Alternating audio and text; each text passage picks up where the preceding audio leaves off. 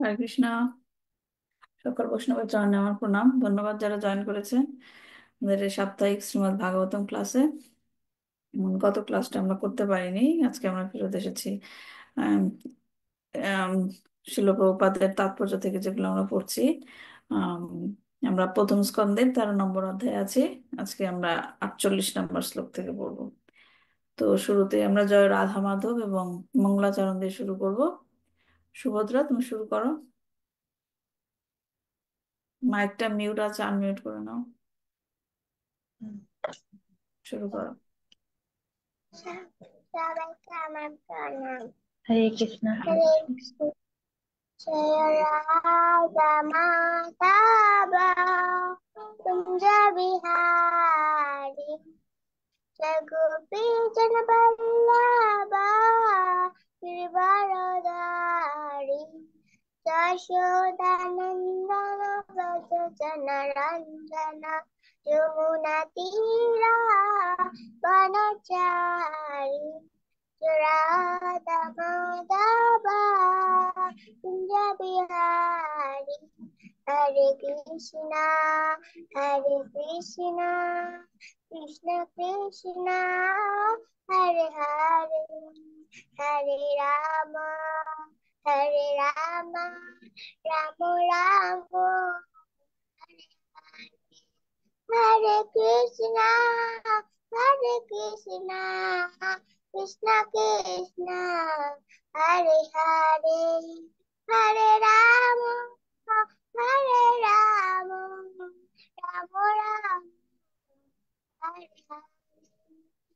রাধা মাধব জয় রাধা মাধব, রাধা মাধব জয় রাধা, জয় প্রভুপদ প্রভুপদ, গুরুদেব জয় গুরুদেব, নিতাই গৌর হরি বল হরি বল হরি বল, নিতাই গৌর হরি বল। জ্ञानं दर्श्य ज्ञानञ्जन शलाकया, चक्षुरश्मिनितं येन तस्मै श्रीगुरुवे नमः। श्रीचैतन्य महाभीष्टं तत्सवितुं जन्मभूतले, स्वयं रूपं गदामयं ददाति स्वपदान्तिकम्। वन्देऽहं श्रीगुरु श्रीयुतपदकमलम्, গুরু বৈষ্ণবঞ্চ শ্রীরূপ সাগ্রজাতম সহগণা দেবনাচানিতম তম সজীবম সাদৈতম সর্বদূতম পরিজনসহিতম কৃষ্ণ চৈতন্য দেবম শ্রীরাধা কৃষ্ণ প্রদান সহগুণ ললিত শ্রীবিকাশাখানিতাং নমো বিষ্ণু পাদায় কৃষ্ণ পেশায় ভূতলে, শ্রীমতে ভক্তি বেদান্ত স্বামিনীতি নামিনী। নমস্তে সরস্বতী দেবে গৌরবাণী প্রচারিণে নির্বিশেষ শূন্যবাদী পাশ্চাত্য দেশ তারিণে। হে কৃষ্ণ করুণা সিন্ধু দীনবন্ধু জগৎপতে, গোপীশ গোপিকা কান্ত রাধাকান্ত নমস্তুতে। বাঞ্ছকল্পতরুবাচ্চ কৃপা সিন্ধু ভয়বচ পতিতানাং পাবনভ্যো বৈষ্ণবৈ নমো নমঃ। জয় শ্রীকৃষ্ণ চৈতন্য প্রভু নিত্যানন্দ শ্রী অদ্বৈত গদাধর শিবাচারি গৌরবৃন্দ। হরে কৃষ্ণ কৃষ্ণ কৃষ্ণ হরে হরে, হরে রাম রাম রাম হরে হরে। নারায়ণ নমস্কৃত্যং নরং চৈব নরোত্তমং, দেবীং সরস্বতী ব্যাসং ততো জয়মুদীরয়ে। শ্রীনাথং সকতা কৃষ্ণ পুণ্য শ্রবণ কীর্তন হৃদন্তস্ত অভদ্রাণি বিদুনাতি সুরিশতম নষ্টপায়েষু অভদ্রেষু নিত্যং ভাগবত সেবয়া ভগবতোত্তম শ্লোকে ভক্তি ভগবতি নষ্টকে। ওম নমো ভগবতে বাসুদেবায়, ওম নমো ভগবতে বাসুদেবায়, ওম নমো ভগবতে বাসুদেবায়। হরে কৃষ্ণ। হরে কৃষ্ণ। শ্রীমদ্ ভাগবতম কি জয়, শিল প্রভুপাদ কি জয়, নিতাই গৌর প্রেমানন্দে, হরি হরি বল। ধন্যবাদ সুভদ্রা। তো আজকে আমরা কত নাম্বার, 48 নাম্বার শ্লোক থেকে শুরু করব। তো সেটা শুরু করার আগেই যে সমস্ত প্রশ্নগুলো আমি দিয়ে দিয়েছিলাম সেটা থেকে আমরা শুরু করি। রীতা মাতাজি ক্যামেরাটা অন করতে পারেন? তো যেটা ছিল প্রথম প্রশ্ন, 47 নাম্বার শ্লোকে আহ, জীবের ত্রিতাপ দুঃখগুলোর মধ্যে কোন দুঃখের কথা বলা হয়েছে? 47 নাম্বার শ্লোকে জীবের ত্রিতাপ দুঃখ, ত্রিতাপ দুঃখগুলো কি কি? আধ্যাত্মিক, আদি ভৌতিক, আদি দৈবিক আর অধি আদি ভৌতিক কয়টা ক্লেশ। মাতাজি? তিনটা। হ্যাঁ, কি আর কি? জন্ম মৃত্যু জরাব্যাধি। হ্যাঁ, তিনটা। আধ্যাত্মিক, হ্যাঁ, ত্রিতাপ দুঃখ তিনটা, তিনটা বলেন কি কি? আধ্যাত্মিক, হ্যাঁ। আদি ভৌতিক, আদি হ্যাঁ, আদি ভৌতিক আর আদি দৈবিক। গুড। তিনটা, তিনটা। এখন এই শ্লোকে কোন দুঃখের কথাটা বলা হয়েছে? জন্ম 47। মৃত্যু ব্যাধি তিনটা নাকি? দুঃখ তো আপনি বললেন না, তিনটা হ্যাঁ দুঃখের হ্যাঁ। মধ্যে কোন দুঃখের কথাটা বলা হয়েছে এই শ্লোকে? আর এটা কি আধ্যাত্মিক দুঃখ, নাকি আদি দৈবিক, নাকি আদি ভৌতিক? আধ্যাত্মিক দুঃখটা বলেন কি দুঃখ? আধ্যাত্মিক দুঃখ হচ্ছে দেহ মন থেকে হ্যাঁ, যে মানে দুঃখ ভিতর প্রাপ্ত থেকে, হয়। আপনার ভিতর থেকে যেটা পাই না। আর আদি দৈবিক দুঃখ কোনটা? আদি দৈবিক হচ্ছে অন্য জীব হতে প্রাপ্ত, হুম, যেমন আদি সাপের আদি কামড়ে। আদি দৈবিক মানে দেবতাদের দ্বারা, যেমন ঝড় বৃষ্টি যেগুলা হয়। ও হ্যাঁ হ্যাঁ হ্যাঁ, হ্যাঁ, বন্যা খরা সেটা দুর্ভিক্ষ, সেটা হ্যাঁ হচ্ছে আদি দৈবিক। হ্যাঁ। আর আরেকটা কি? আদি ভৌতিক, আদি ভৌতিক। আদি ভৌতিক দুঃখ কার থেকে পায়? অন্য জীব হতে। অন্নজীব থেকে। তাহলে 47 নাম্বার শ্লোকে কি বলা হয়েছে?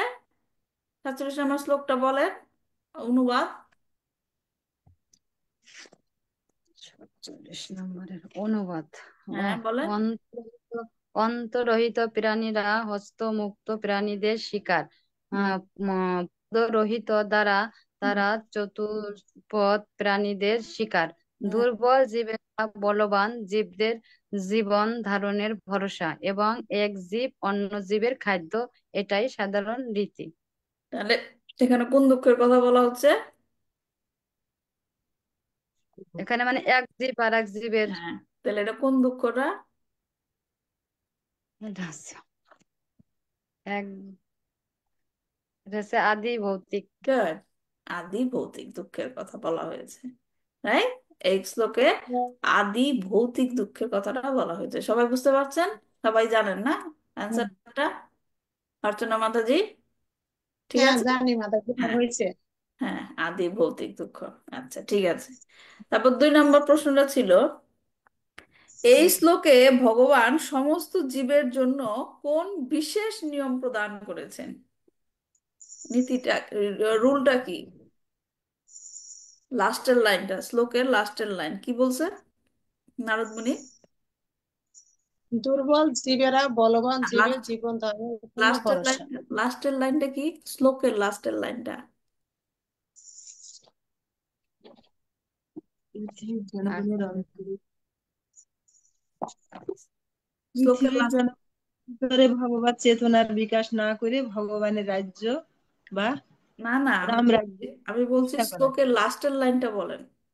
শ্লোকটা ও 47 নম্বর শ্লোকের লাস্টের লাইনটা কি?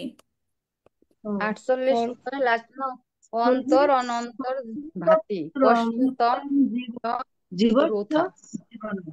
উম, জীব জীবস্য জীবনম। 47 নম্বর শ্লোকের লাস্টের লাইনটা হচ্ছে জীব জীবস্য জীবনম। তার মানে জীবন। এই শ্লোকে ভগবান কি বলেছে, কি নীতি নিয়ম? এক জীব আরেক জীবের খাদ্য, right? এক জীব জীবন ধারণের জন্য অন্য জীবের উপর নির্ভরশীল। ঠিক আছে, সেটার উপরে আমরা ক্লাসটা দিয়েছিলাম, লাস্টের ক্লাসটা, right? ডিটেলসে। তাহলে 3 নম্বর প্রশ্নটা আসে যে এক জীব অন্য জীবের খাদ্য, রাইট? এই নিয়ম প্রণয়নের মাধ্যমে ভগবান তার কোন কার্যটি সম্পাদন করছেন? ভগবান কয় রকমের কাজ করেন? ডেইজি মাতাজি বলেন, ভগবান কয় রকমের কাজ করেন তার তার মানে প্রকাশের মাধ্যমে, তার অবতারের মাধ্যমে? 3 রকমের কাজ বলেন, একটা কি? মাতাজি, এটা আমিও বুঝতেছি না, আমার বাবাও বুঝতেছে না। হ্যাঁ, আচ্ছা ঠিক আছে। আমরা বলছি যে 3 রকমের কাজ বলেন, কি ভগবান কি করে? সৃষ্টি, সৃষ্টি, পালন, সৃষ্টি পালন সৃষ্টি, ধ্বংস, রাইট? ধ্বংস। সৃষ্টি পালন ধ্বংস। এখন এক জীব অন্য জীবের খাদ্য, এর মাধ্যমে ভগবান কোন কাজটা করছেন? সৃষ্টির কাজ, ধ্বংসের কাজ। ধ্বংসের কাজ করছে। ধ্বংসের হ্যাঁ, কাজ করে। ধ্বংসের কাজ। সৃষ্টি পালন ধ্বংস, ধ্বংসের কাজটা করছেন ভগবান এই নিয়ম প্রণয়নের মাধ্যমে। ঠিক আছে? এক জীব অন্য জীবের খাদ্য, বুঝতে পারছেন সবাই? হুম। হ্যাঁ, মাতাজি বুঝছি। বুঝতে পেরেছেন? হুম, আচ্ছা ঠিক আছে। তারপর 4 নম্বরটা প্রশ্নটা ছিল, একজন পশু এবং একজন মানুষের মধ্যে কোন কোন কাজগুলো বিদ্যমান, যেটা মানুষের মধ্যেও আছে পশুর মধ্যেও আছে? আহার আহা কি কই আহার, নিদ্রা, ভয় এবং মৈথুন। Good. আহার এবং আহার, নিদ্রা, ভয়, মৈথুন হচ্ছে হচ্ছে আছে মানুষের মানুষের মধ্যে। মধ্যেও আছে পশুর মধ্যেও আছে। ঠিক আছে? এবং মানুষের মধ্যে এই 4টার উপরে আর কি বিশেষ ক্ষমতা আছে যা পশুদের মধ্যে নেই? ভগবানের সেবা মানুষরা করার হচ্ছে ক্ষমতা। ভগবানকে উপলব্ধি করতে পারে। হ্যাঁ, চেতনা। মাতাজি বলছেন ভগবানের সেবা করা। ডেজি মাতাজি বললেন ভগবানের কি বললো, বললেন? উপলব্ধি করতে পারে, উপলব্ধি। ভগবানকে উপলব্ধি করতে পারে। এখন এই দুইটার জন্য কি কি দরকার? এমনি এমনি পারবে ভগবানের সেবা করা? না, মাতাজি, হ্যাঁ, বুদ্ধি দরকার। বুদ্ধি। বুদ্ধি বুদ্ধি। হ্যাঁ, ইন্টেলিজেন্স, ইন্টেলিজেন্স থাকে, হ্যাঁ, যেটা পশুদের মধ্যে নাই, নাই, মানুষের মধ্যে আছে। এজন্য ভগবান কি বলছিলেন যে পৌরুষের প্রিয়া, এর জন্য মানুষদের সে খুব ভালোবাসে, কারণ মানুষের মধ্যে সেই গুণটা সে দিয়েছে এবং তার মাধ্যমে তারা ভগবানের কাছে, ভগবানকে জেনে ভগবানের কাছে পৌঁছে যেতে পারে। বোঝা গেল তাহলে মানুষ এবং পশুর মধ্যে পার্থক্য কি? এখন যারা নাকি মানুষ শরীর ধারণ করে, মানুষ শরীর ধারণ করে তাকে বুদ্ধি দেওয়া হয়েছে, সে বুদ্ধির প্রয়োগ না করে, তাহলে তো সে কার সমান হয়ে যাবে? পশুর সমানে। সমান। পশুর সমান হয়ে যাবে। বোঝা গেছে জিনিসটা? এজন্য আমাদের মানব জীবন হচ্ছে গুরুত্বপূর্ণ, হ্যাঁ, খুব একটা দামি, যেটাকে আমাদের ব্যবহার করতে হবে।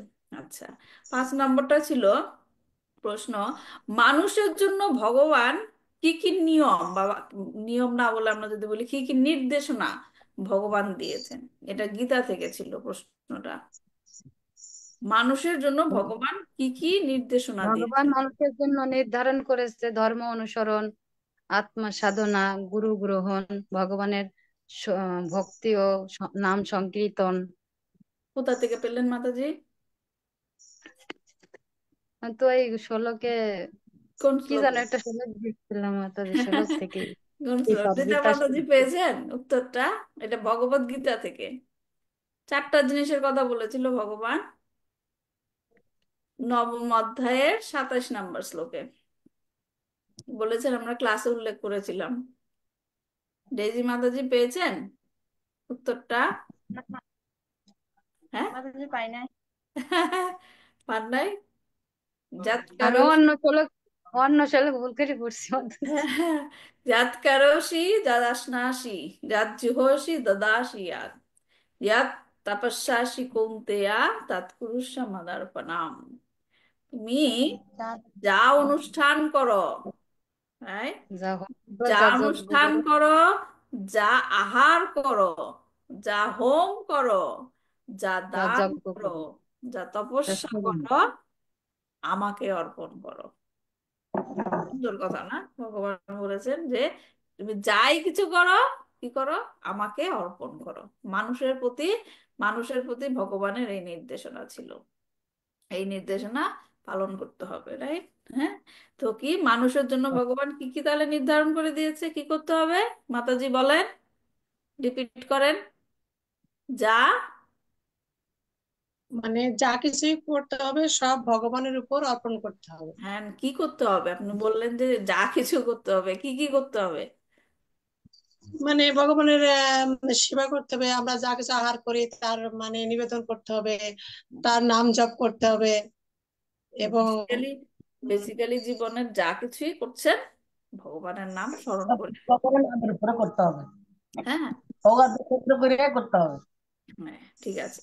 এখন ভগবত গীতাতে, ভগবত গীতাতে আর কি কি বিশেষ করে নির্দেশনা দিয়েছেন, যেটা আমি শ্লোকের নাম্বার উল্লেখ করে দিয়েছিলাম, 12 নম্বর অধ্যায়ের 13-14 শ্লোকে এবং 5 নম্বর অধ্যায়ের 25 নম্বর শ্লোকে দুটো জিনিসের কথা উল্লেখ করেছিলাম ক্লাসে, যে ভগবান মানুষদের জন্য বলে দিয়েছিলেন কি। কে পেয়েছেন উত্তরটা? আমি তো মাতাজি 12 অধ্যায়ের 13-14 দেখছিলাম, পান নাই? কিন্তু 25-এ এমনি লিখছি মাতাজি, বলি হয়েছে কিনা জানি না। বলেন।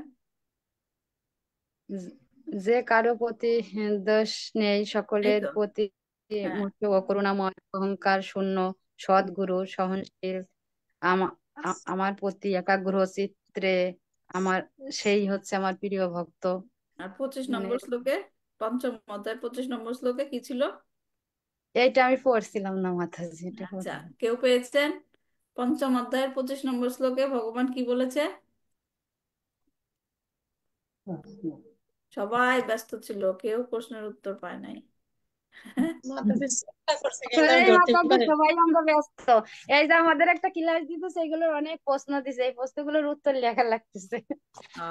আচ্ছা। রত্নাকর বা মাতাজি, অর্চনা মাতাজি, আমি, রীতা মাতাজি, সবাই। আচ্ছা, ঠিক আছে। তাহলে পঞ্চম অধ্যায়ের 25 নম্বর শ্লোকে ভগবান কি বলেছেন? সর্বভূত হিতে রতা, সর্বভূত হিতে রতা, যে সমস্ত জীবের কল্যাণে রত থাকো, সর্বজীবের কল্যাণে রত থাকো। তাহলে বারো, 12 নম্বর অধ্যায়ে ছিল কি? আদেষ্টা সার্বভূতানাং, সর্বজীবের প্রতি দেশ শূন্য থাকো, দেশ, কারোর প্রতি হিংসা করো না, কারোর প্রতি হিংসা করো না। আর পঞ্চম অধ্যায়ের 25 নম্বর শ্লোকে বলেছে সকল জীবের কল্যাণে রত থাকো, তাই। তো এটা আমাদের ক্লাসের মধ্যে এসেছিল। যদি ভগবান বলেই থাকে যে সর্বজীবের প্রতি, সর্বজীবের হিতে রত থাকো, কারোর প্রতি হিংসা করো না, তাহলে কি পশু হত্যা করা পাপ? পশু হত্যা করা ঠিক? না, পশু হত্যা করা ঠিক না, বিশেষ করে নিজের ইন্দ্রিয় তৃপ্তির জন্য। সেটাই ছিল আমাদের ক্লাসের মেইন পয়েন্ট আলোচনা করার। ঠিক আছে, তাহলে আমরা আজকে 48 নম্বর শ্লোক থেকে পড়ি, শেয়ার করছি শ্লোকটা।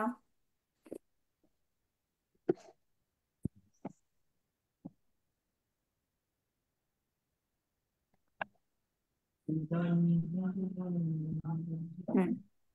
এখন নারদ মুনি কন্টিনিউ করছে, রাইট? নারদ মুনি যুধিষ্ঠির মহারাজকে বোঝাচ্ছে। হ্যাঁ। তো কারণ যুধিষ্ঠির মহারাজ কি ধৃতরাষ্ট্র এবং গান্ধারীকে নিয়ে খুব চিন্তিত যে তারা একা একা কি করবে। তো সেই, তার সেই অবস্থা থেকে তাকে বের করে আনার জন্য নারদ মুনি তাকে বোঝাচ্ছেন। তো সেখানে এখন কি বলছেন সে? তদিদং ভগবান রাজন্যেকো আত্মাত্মনাং সদিক অন্তরন অন্তরোহন্তর্ভাতি পশ্যতং মায়োরুধা। তদিদং ভগবান রাজন্যেকো আত্মাত্মনং সদৃক অন্তরহনন্তর্ভাতি পশ্যতং মায়োরুধা। রত্নগর্ভা মাতাজি পড়ুন। হরে কৃষ্ণ মাতাজি, হুম, প্রণাম। শোনাও। শ্লোক 48।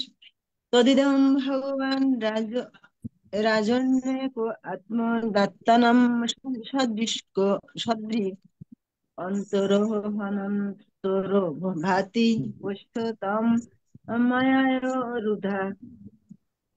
তো অতএব ইদম এই জগৎ প্রকাশ ভগবান পরমেশ্বর ভগবান রাজন, হে মহারাজ, এক এক এবং অদ্বিতীয় আত্মা, পরমাত্মা, আত্মানম, তার সহিত শক্তির দ্বারা সদৃক গুণগত ভাবে তার থেকে অভিন্ন, অন্তর অন্তরে, অনন্তর বাইরে, হাতি প্রকাশিত, পোষ্য দেখো, তম তাকেই কেবল মায়া তার বিভিন্ন শক্তির দ্বারা রুধা বহু বলে মনে হয়।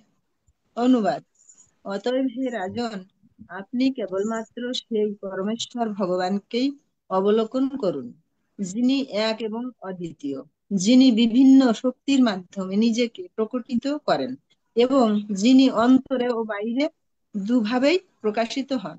হরে কৃষ্ণ। ধন্যবাদ মাতাজি। তাৎপর্য পড়ছে শিল প্রভুপাদের তাৎপর্য। শিল প্রভুপাদ কি জয়। পরমেশ্বর ভগবান এক এবং অদ্বিতীয়, কিন্তু তিনি তার বিভিন্ন শক্তির প্রভাবে নিজেকে প্রকাশিত করেন, কারণ তিনি আনন্দময়। তার তপস্যার শক্তি সম্ভূত জীব গুণগতভাবে তার থেকে অভিন্ন। তার অন্তরঙ্গা এবং বহিরঙ্গা উভয় শক্তিতে অসংখ্য জীব রয়েছে।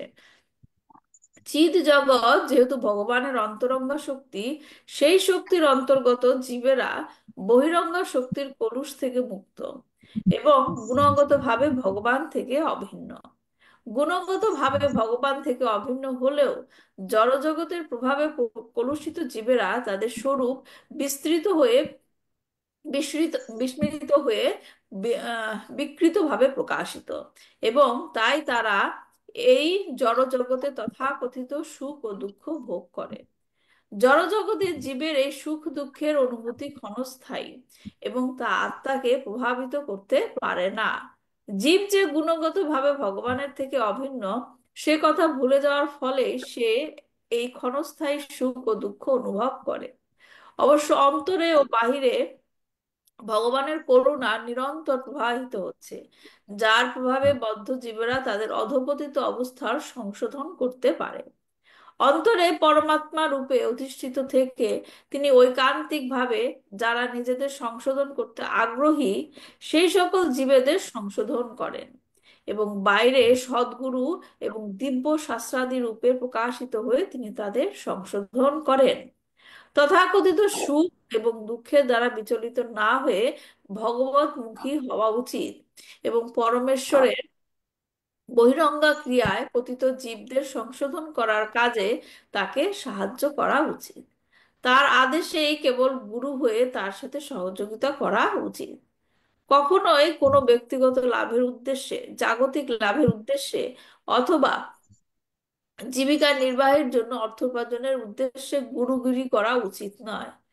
পরমেশ্বর ভগবানের কাজে সাহায্যকারী ভগবত ভাবনাময় সদ্গুরু গুণগতভাবে ভগবানের থেকে অভিন্ন, আর যারা আত্মবিস্মৃত তারা কেবল বিকৃত প্রতিফলন মাত্র।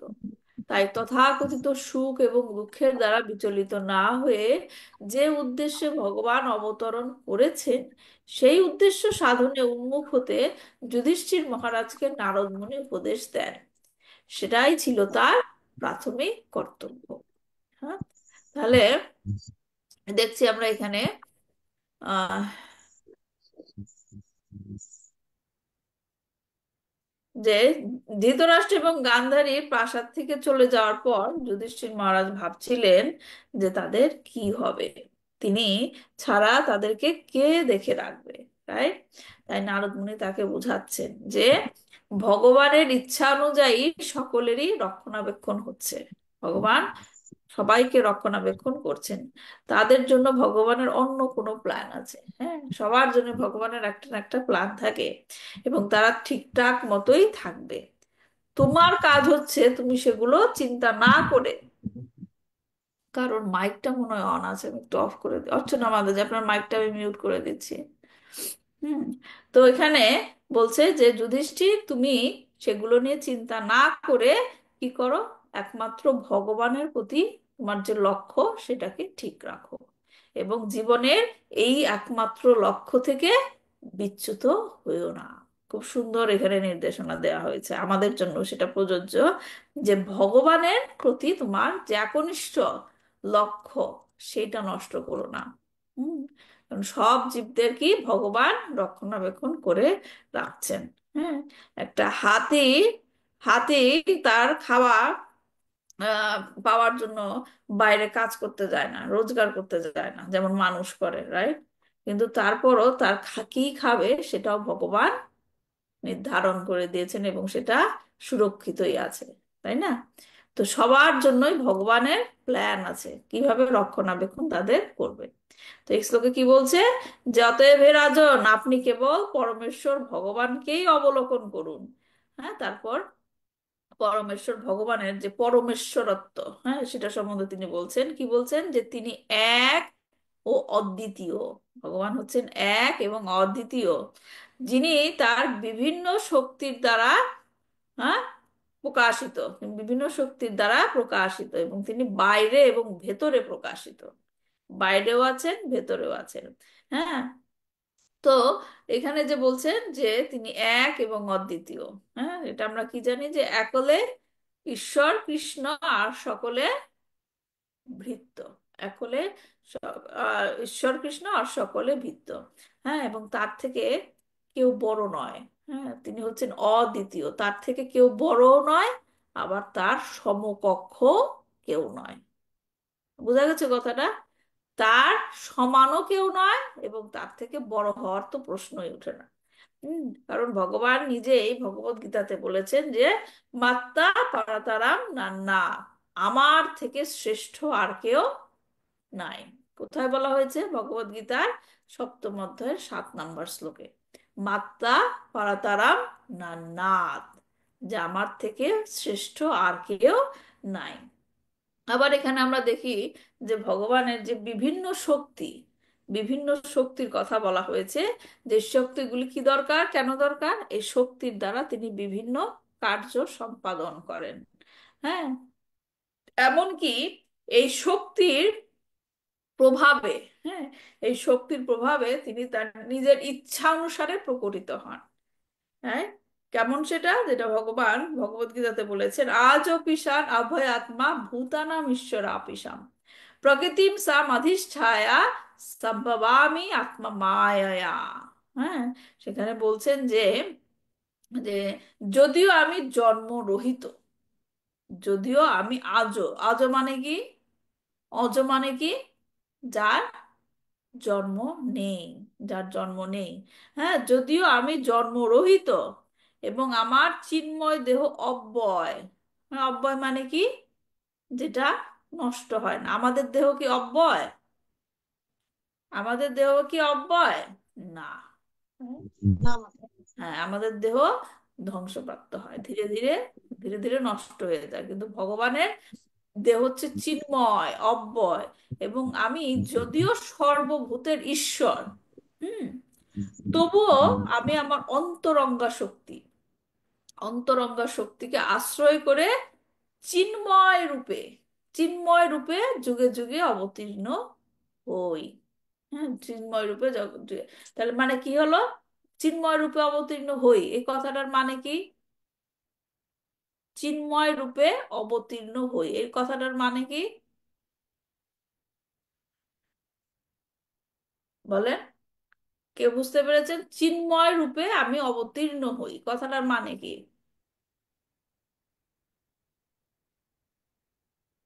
যুগে যুগে অবতীর্ণ হয় নাকি?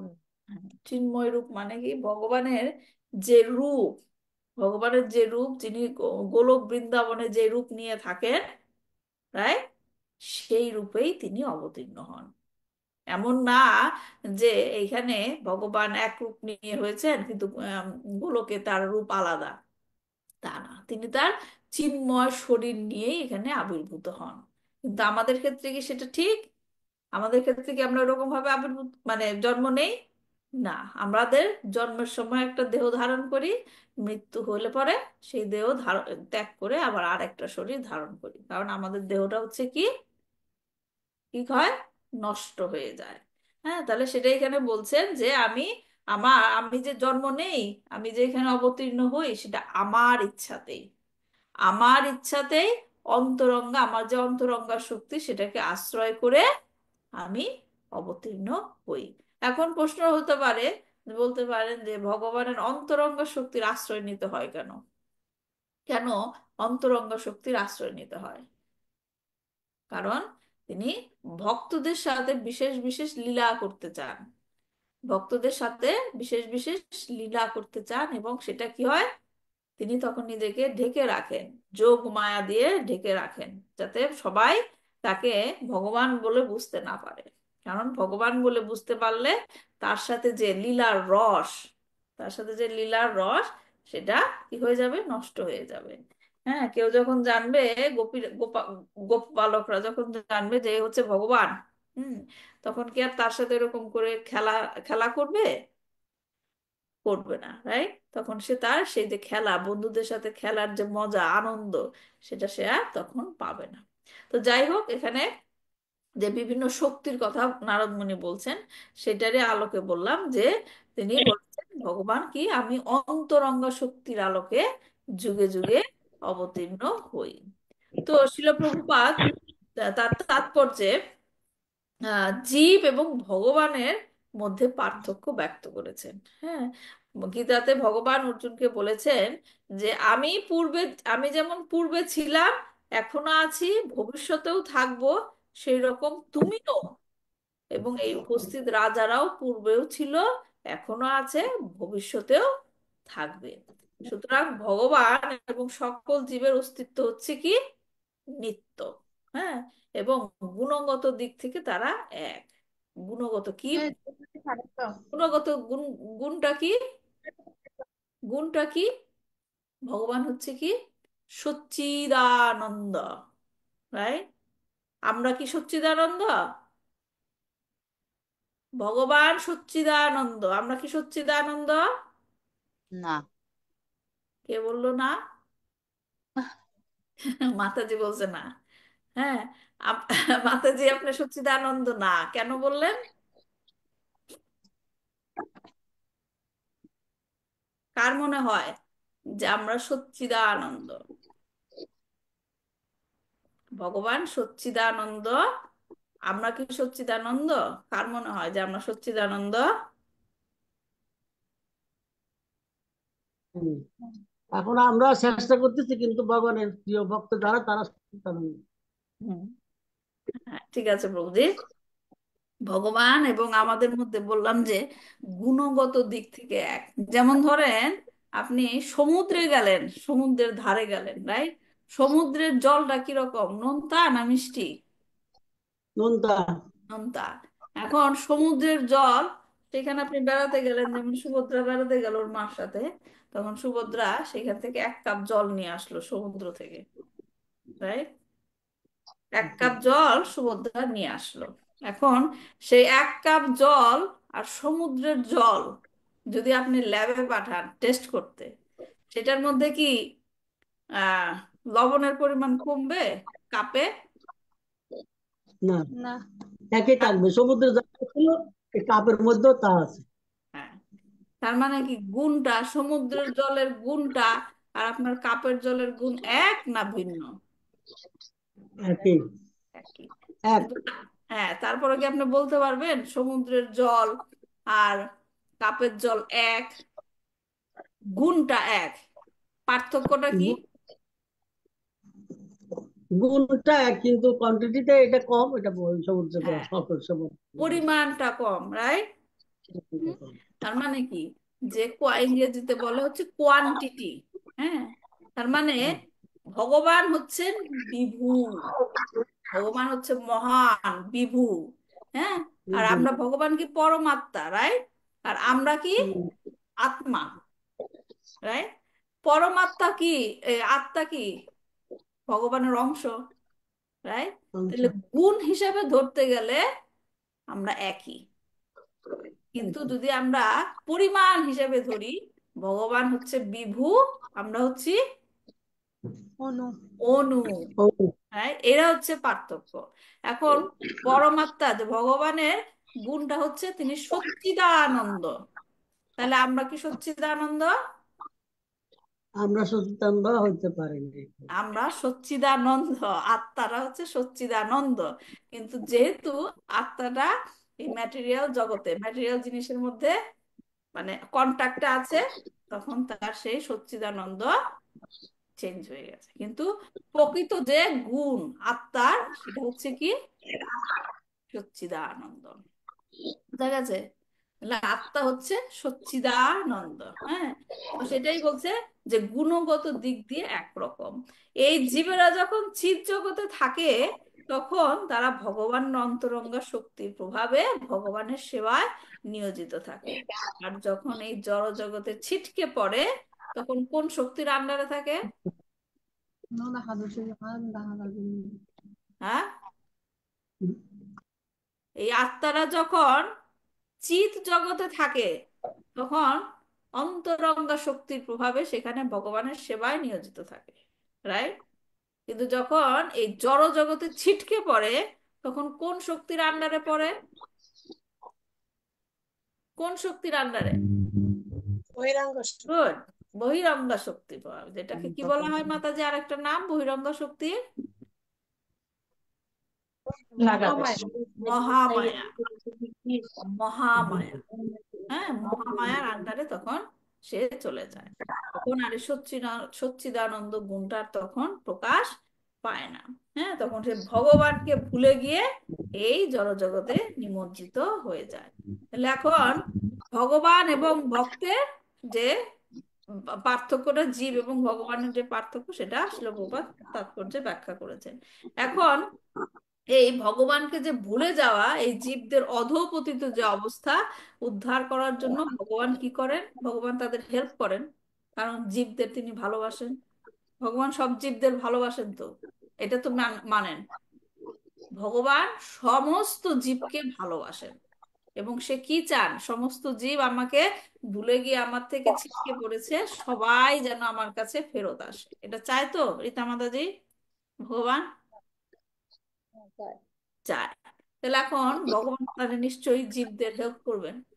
ভগবান সদা সর্বদা আমাদেরকে হেল্প করেন। তো সেটাই বলছেন এখানে, যে ভগবান তখন জীবের ভেতরেও থাকে, জীবের বাইরেও থাকে। সে ভিতরে থেকেও হেল্প করে, জীবের বাইরে থেকেও হেল্প করে। বলে আন্তর অন্তরার বাতি, মানে বাইরে এবং বাইরে এবং, জানি না কার মাইকটা অন আছে, ব্যাকগ্রাউন্ড নয়েজ হচ্ছে।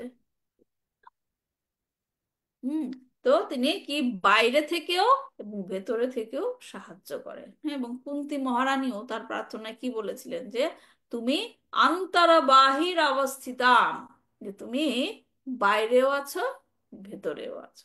হ্যাঁ, আম, শ্রীকৃষ্ণ কি গোলকা এবার নিবাসাতি আখিলাত্মা ভূত। হ্যাঁ, এমন না যে ভগবান যখন এখানে লীলা করতে আসে, তখন ভগবান গোলক বৃন্দাবনে থাকে না। আবার এমন না যে ভগবান গোলক বৃন্দাবনেই থাকে, এইখানে থাকে না। সেটা কি সম্ভব? না। বলছে যে গোলকা এবার নিবাসাতি আখিলাত্মা ভূত, তুমি গোলক বৃন্দাবনেও থাকো, এবং এই জড়জগতের আখিল আত্মা, যে জড়জগৎ আখিল আত্মা, সমস্ত ভূতে, সমস্ত ভূতের মধ্যেও তুমি, জীবের মধ্যেও তুমি থাকো। আন্দারাত্মাস্থা পরমাণু ছায়ান্তরাস্তাম, যে সমস্ত ব্রহ্মাণ্ডগণ, এই যে সৃষ্টি, এই যে সৃষ্টি, সমস্ত ব্রহ্মাণ্ডগণ তোমার মধ্যে অবস্থিত। বুঝতে পারছেন জিনিসটা? সমস্ত ব্রহ্মাণ্ডটা তোমার মধ্যে অবস্থিত। আবার কি, তুমি সমস্ত ব্রহ্মাণ্ডের মধ্যে অবস্থিত। কথাটা খেয়াল করেন, সমস্ত ব্রহ্মাণ্ড তোমার মধ্যে অবস্থিত, এবং তুমি সমস্ত ব্রহ্মাণ্ডের মধ্যে অবস্থিত। রীতা মাতাজি, কথাটা বোঝা গেছে? স- সমস্ত ব্রহ্মাণ্ড তোমার মধ্যে অবস্থিত। এই যে যা কিছু দেখছি, ভগবানের যেমন যশোদা মা মুখ হা করেছিল, কৃষ্ণ দেখেছিল না, তার ভিতরেই সমস্ত কিছু। তার মানে কি, সমস্ত ব্রহ্মাণ্ড ভগবানের মধ্যেই অবস্থিত। আবার ভগবানও দেখেন কি, সমস্ত ব্রহ্মাণ্ডের ছোট ছোট ছোট ছোট কণা, সমস্ত কিছুর মধ্যে সে অবস্থিত। হ্যাঁ, তাহলে কি এটা কি বলে? আনর আনয়ান মাহ মাহাত মাহিয়ান, তুমি ক্ষুদ্র তর থেকেও, সবচেয়ে যে ক্ষুদ্র জিনিস তার থেকেও তুমি ক্ষুদ্র, আবার সবচেয়ে যে বৃহত্তর জিনিস তার থেকেও তুমি বড়।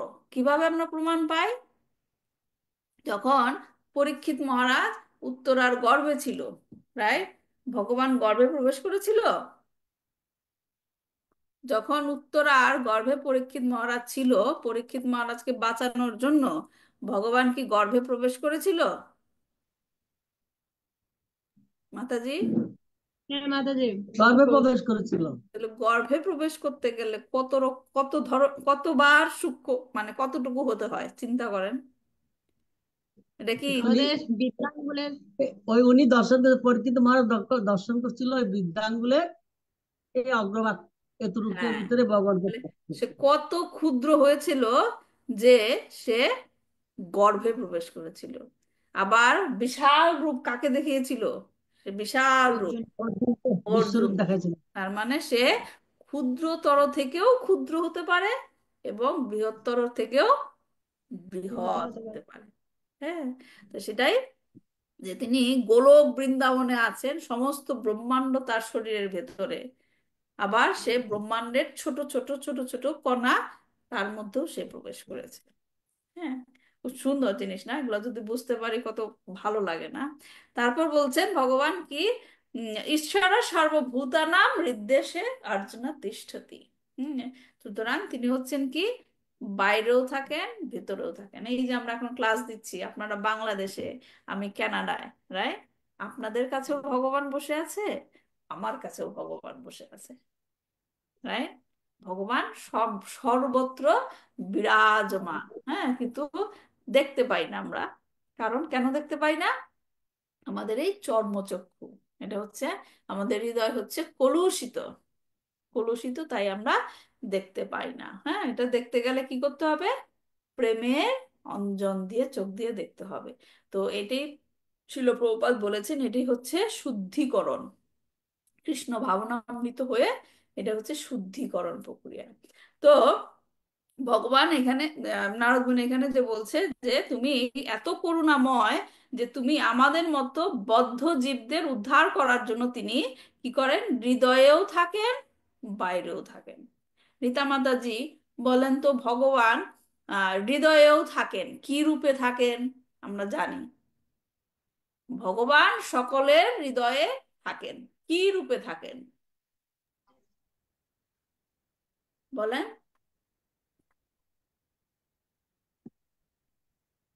আপনার মাইকটা মিউট আছে মাতাজি। মাতাজি ভগবান এটা ভগবান অর্জুনকে বলেছে না, হ্যাঁ, যে আমি সকলের হৃদয়ে বিরাজমান। কি রূপে থাকেন ভগবান?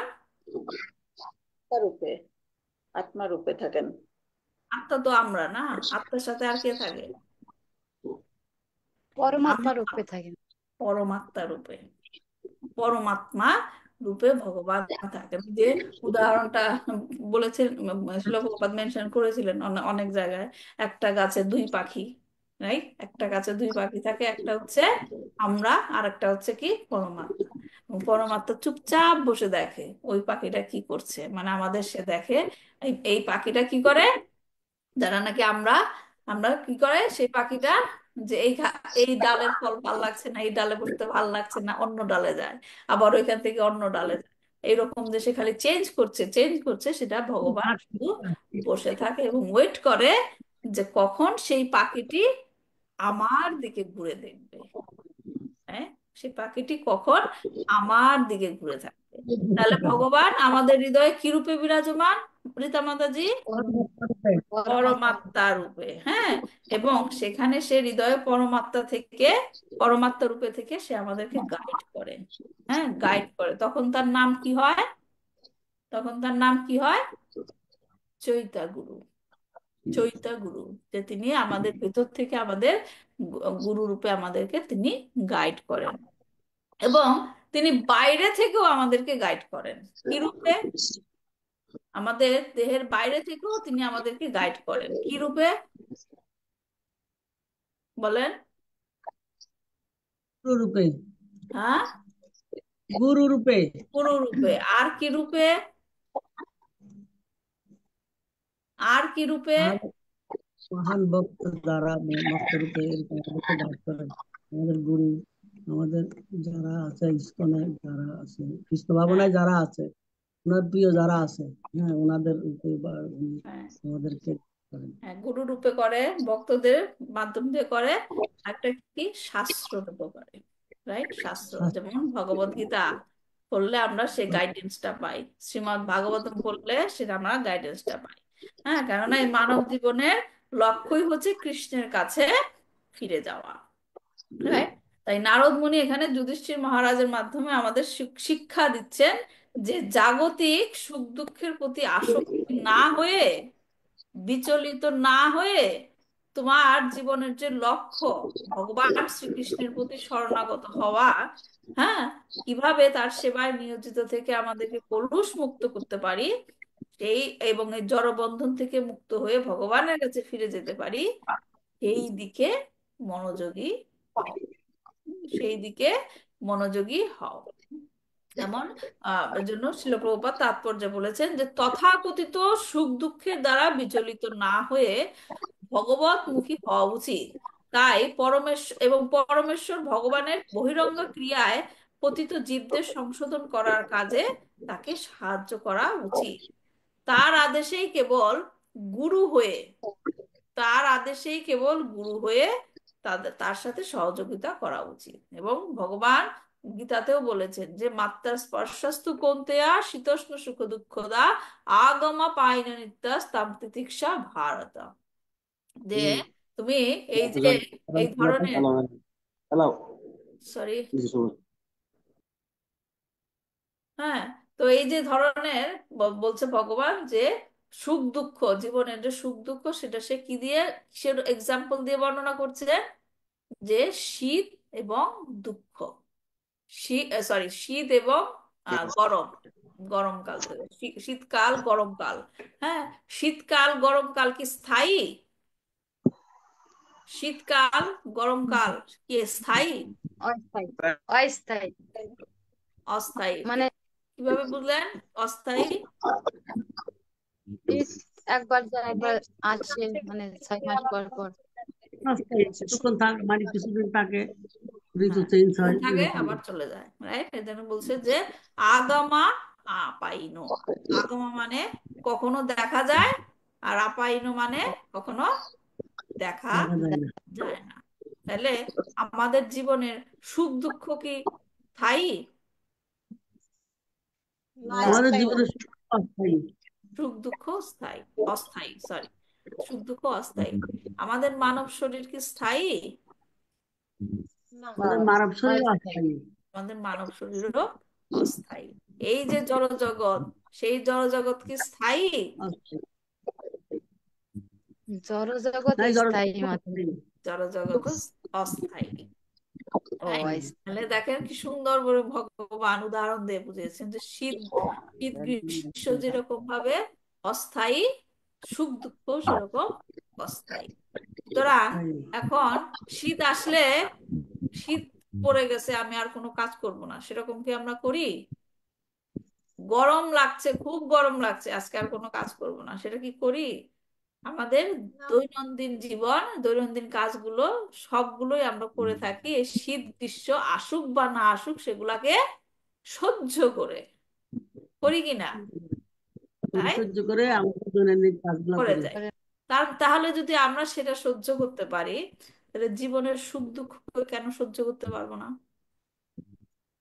সহ্য করতে হবে, তাই সহ্য জীবনের করব সুখ কেন? দুঃখ আমরা সহ্য করতে হ্যাঁ, হয়। তাহলে যখন ভগবান বলছেন তাম তিতিক্ষাসা ভারাতা, এগুলো সহ্য করে যাও, কেন সহ্য করতে বলছে?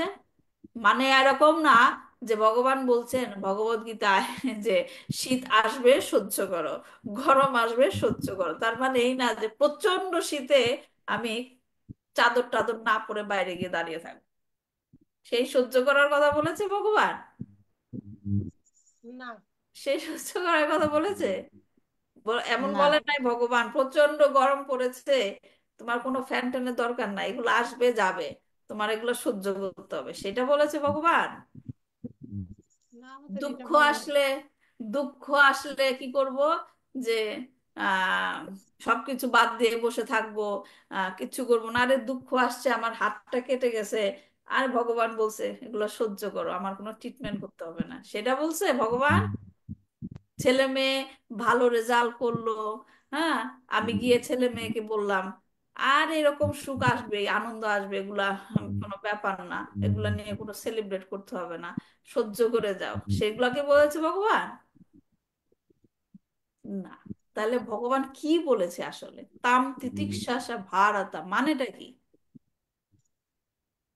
মানেটা কি? কি সহ্য করার কথা বলেছে ভগবান? কেন সহ্য করার কথা বলেছে? যে মানে মানে মানব জীবনে যত কষ্টই আসুক না কেন সেটা ধৈর্য ধরে সহ্য করতে হবে, কেন করব? এটা বলছেন। কেন করব? দুঃখ আসে, দুঃখের পরে সুখ আসে। হুম। কিন্তু কেন আমি সহ্য করবো? আমার প্রশ্নটা এটা, যে কেন সহ্য করার কথা বলেছেন? এটাকে সহ্য করে আমরা ভগবানের পথে ধাবিত হব। মানে হ্যাঁ, এই হ্যাঁ, যন্ত্রণাকে আমরা বিচলিত হব না, হ্যাঁ। ধৈর্য হারাবো না। সহ্য করে আমরা ভগবানের কাছে পৌঁছে যাওয়ার জন্য সেই পথ অতিক্রম করবো আর কি, হুম। চেষ্টা চালিয়ে যাবো। তার মানেটা কি? মানেটা হলো যে আমাদের যে লক্ষ্য, লক্ষ্য থেকে যেন আমরা বিচ্যুত না হই। না। তাই? যে আমাদের লক্ষ্যে পৌঁছাতে গেলে আশেপাশের অনেক বাধা বিপত্তি আসবে, সেই বাধা বিপত্তি গুলো যেন আমাকে সেই লক্ষ্য থেকে ধৈর্য বিচ্যুত, সহকারে ধৈর্য লক্ষ্য ধরে ভ্রষ্ট না। হ্যাঁ, সেই লক্ষ্য থেকে যেন আমাকে বিচ্যুত করতে না না পারে, হয়। এর জন্য তুমি সেগুলো সহ্য করে যাও।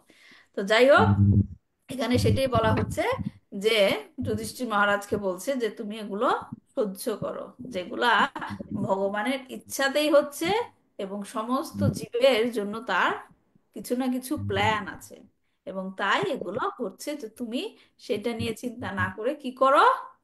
ভগবানের প্রতি তোমার যে লক্ষ্য, তার শ্রীচরণে পৌঁছে যাবে, সেটার প্রতি তুমি ধ্যান দাও। এটাই হচ্ছে এই শ্লোকের মূল বিষয়। তারপর পরবর্তী শ্লোকটা 49 নম্বর শ্লোক। সোহয়মদ্য মহারাজ ভগবান ভূত ভাবন কাল রূপ অবতীর্ণ সাম্য ভাবায় সুরদিশাম। অর্চনা মাতাজি পড়েন। হরে কৃষ্ণ। আমাদের দণ্ডবত প্রণাম, শ্লোক প্রণাম। নাম অনুপদ। ময় মন্দ মহারাজ ভগবান ভূত পাবন কাল কা- রূপ ভাবায় সুর দিশাম।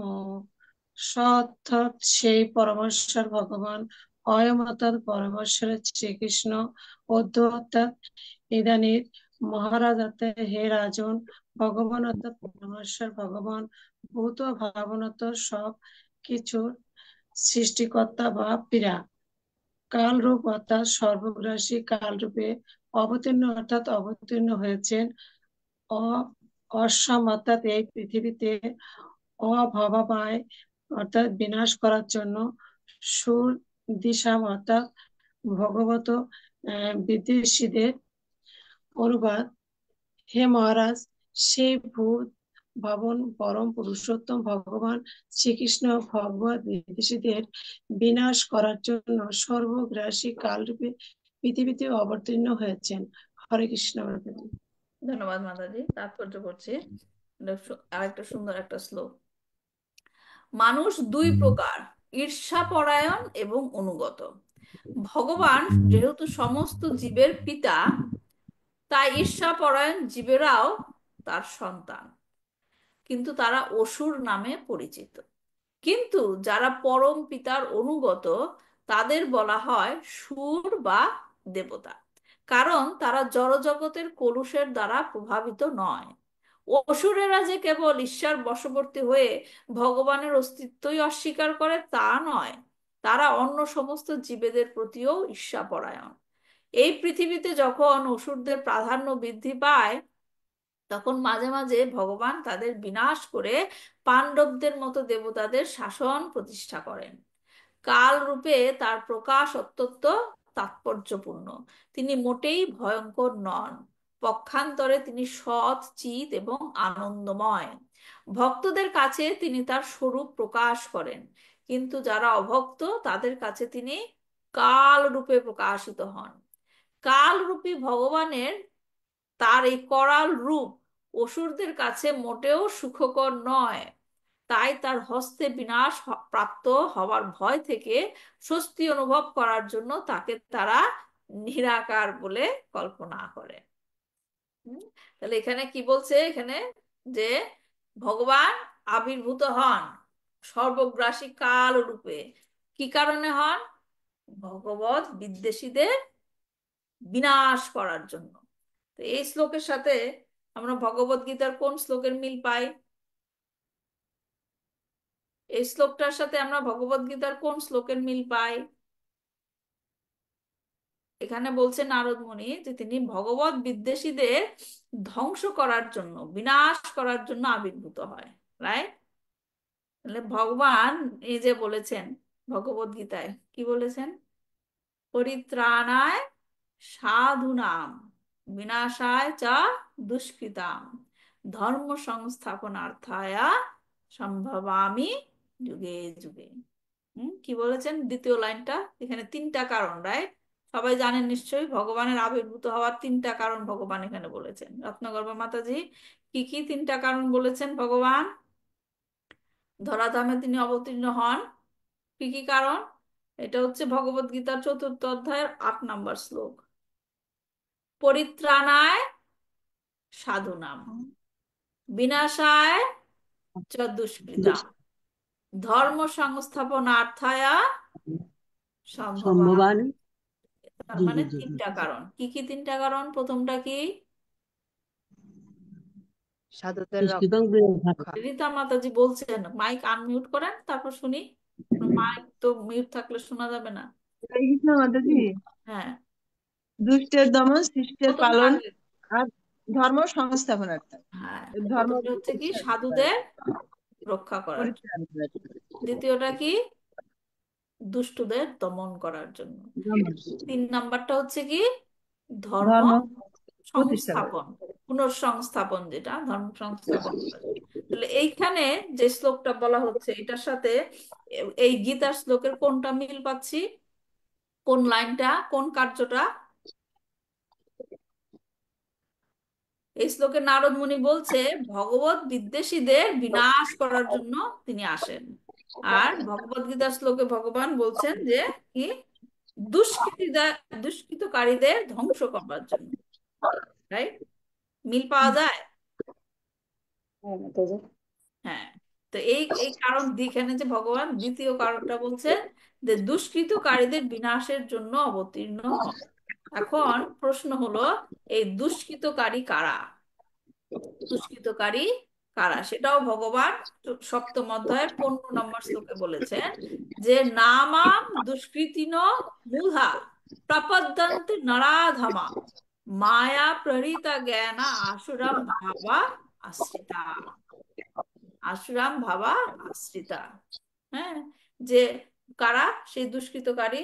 যারা হচ্ছে মূঢ়, নরাধম, মায়ার দ্বারা যাদের জ্ঞান অপহৃত হয়েছে এবং যাদের মনোভাব হচ্ছে আসরিক মনোভাব। হ্যাঁ, সেই সমস্ত মানুষেরাই হচ্ছে দুষ্কৃতকারী। মায়া দ্বারা যাদের জ্ঞান অপহৃত হয়েছে, যারা নরাধম, যারা মূঢ়, হুম, এবং যারা নাকি আসরিক ভাব সম্পন্ন, তাদেরকে বলা হচ্ছে কি দুষ্কৃতকারী। দুষ্কৃতকারী চৈতন্য চরিতামৃততেও বলা হয়েছে যে এই জগতে দেব এবং অসুর ভেদে 2 প্রকার মানুষ আছে। তাদের মধ্যে এক প্রকার মানুষ হচ্ছে দৈব ভাবযুক্ত, আরেক প্রকার হচ্ছে অসুরিক ভাবযুক্ত। বিষ্ণু বিষ্ণু ভক্তরা হচ্ছে কি সুর দেবতা, এবং যারা বিষ্ণুকে মানে না তারা হচ্ছে কি? অসুর। তারা হচ্ছে অসুর। তো যারা নাকি ভগবান শ্রী বিষ্ণুর চরণে আশ্রয় নিয়েছেন তারা হচ্ছে কি দেবতা। আর বৈষ্ণব কারা? বৈষ্ণব জন্য বলে না, বৈষ্ণব কথাটার মানে কি? বৈষ্ণব কথাটার মানে কি? বৈষ্ণব বলি না আমরা? হ্যাঁ, বৈষ্ণব কথাটার মানে কি? শুদ্ধচিত্ত। হ্যাঁ, বলেন, বৈষ্ণব কথাটা কোথা থেকে এসেছে? বলেন। বৈষ্ণব কথাটা ভাগবত থেকে আসছে। হ্যাঁ, বৈষ্ণব কথার ভগবত মানে কি? যারা, যাদের মন শুদ্ধ চিত্তে, হ্যাঁ, যাদের মন শুদ্ধ চিত্তে। বৈষ্ণব মানে হচ্ছে যারা ভগবান বিষ্ণুর শরণাগত। বিষ্ণু, বিষ্ণু থেকে বৈষ্ণব কথাটা এসেছে। হ্যাঁ, এবং বৈষ্ণবরা তিলক পরে কেন? কি কি প্রমাণ কি এটার ইন্ডিকেশন? তিলক পরার মানে কি? তিলক পরা, কণ্ঠিমালা পরা বৈষ্ণবরা পরে, রাইট? এই দুইটা জিনিসের মাধ্যম দিয়ে কি বোঝাতে চায়? এটা গোপীবাদ। হ্যাঁ, এটা হচ্ছে, গোপীবাদ। আমরা, উনি তো একলাই পুরুষ, আমরা সকলেই নারী। হুম, আমরা এই গোপী তিলক করি যে এটা একটা গোপী ভাব, গোপীদের এই গোপীচন্দন দিয়া এখানে আমরা অঙ্কন করি, তিলক করি। এটা আমরা গোপী ভাবটাই দেখায় আর কি, সাধুদের ভাবটা হলো গোপী ভাব। গোপী ভাব। প্রভু ঠিক বলেছেন, কিন্তু গোপী ভাবের আন্ডারস্ট্যান্ডিংটা আরো উঁচুতে, সবাই বুঝতে পারে না গোপী ভাবের কথাটা, রাইট? কিন্তু সাধারণ মানুষদের আপনি বুঝাতে গেলে, আমরা তিলক কেন করি? আমরা বুঝাতে চাই কারণ আমরা শ্রী বিষ্ণুর চরণে শরণাগত। জানেন তো এই দুই তিলকের দুইটার মানেটা কি? আহ, ভগবান ভগবান বিষ্ণু। বিষ্ণু, ভগবান ভগবানের চরণ। চরণ, এবং নিচে হচ্ছে তুলসী, রাইট? হ্যাঁ, তুলসী। তাহলে তিলক পরার মাধ্যমে আমরা মানে সদা সর্বদা নিজেও আমরা নিজেরাও নিজেদেরকে বলি যে আমি ভগবান বিষ্ণুর শরণে আছি, শ্রী পাদপদ্মের শরণে আছি। তো বৈষ্ণব মানে কারা? যারা শ্রী বিষ্ণুর শরণাগত। যত হ্যাঁ, এবং এই বৈষ্ণবরাও কি? সুর। সুতরাং বৈষ্ণবরা হচ্ছে দেবতা। তো আমরা আজকের টাইম শেষ, নেক্সট ক্লাসে এই শ্লোকের আরো বর্ণনাটা করব, যে ভগবান যে কি নারদ মুনি যে এখানে বলছেন যে ভগবত বিদ্বেষীদের বিনাশ করার জন্য এসেছেন। হ্যাঁ, এটা আমরা আরো ডিটেল বর্ণনা করব নেক্সট ক্লাসে। আজকে যেহেতু সময় শেষ, আমি আর বেশি সময় নিব না। আজকে এই পর্যন্তই রাখছি। নেক্সট ক্লাসে দেখা হবে। কারো কোনো প্রশ্ন আছে?